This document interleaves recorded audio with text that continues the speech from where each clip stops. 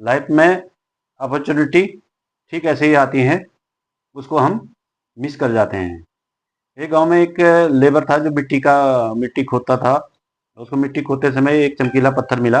वो चमकीला पत्थर उसने अपने गधे के गले पे बांध दिया। और वो चमकीला पत्थर उसने अपने गधे के गले में बांधा, तो जब वो सब्जी लेने गया मार्केट, एक सेठ ने उसको देख लिया। सेठ ने बोला इसको मेरे को दे दे, और उसने उसको 50 रुपये दे दिए और सेठ ने अपने पास रख लिया। सेठ ने उसको अपने तराजू पे के डंडी पे बांध दिया। ठीक है, एक दिन वहां से कोई जोहरी निकल रहा था, उसने देखा कि ये हीरा तो तराजू के डंडे पे बांधा है। और उसने लाला से पूछा, सेठ जो था उससे पूछा कि ये पत्थर कितने रुपए का है। और जो सेठ था जिसने तराजू पे बांधा हुआ था, उसने बोला कि 100 रुपये का है। और जो जोरी था वो कंजूस था, उसने बोला कि बस 80 रुपया देता हूँ, दे दो। नहीं माना।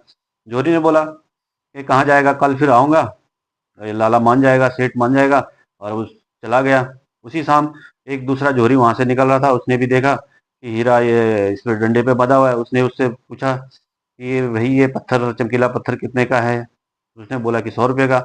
उसने तुरंत 100 रुपये निकाले और तराजू पे बंधा हुआ जो हीरा था उसको लेके तुरंत वहां से निकल लिया। दूसरे दिन जो कंजूस जोरी था वो वापस आया। उससे पूछा कि वो चमकीला पत्थर कहाँ है। और उस लाला ने बोला कि वो तो कोई 100 रुपया लेके और चले गया, और उसने मेरे से मोल भाव भी नहीं किया। उसने 100 रुपया दिया दिया और लेके चले गया।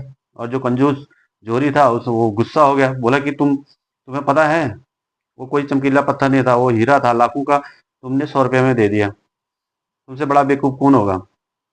जो लाला था जिसने तराजू की डंडी पे उसको बांध रखा था, उसने बोला कि मेरे से ज्यादा बेवकूफ तो आप हैं।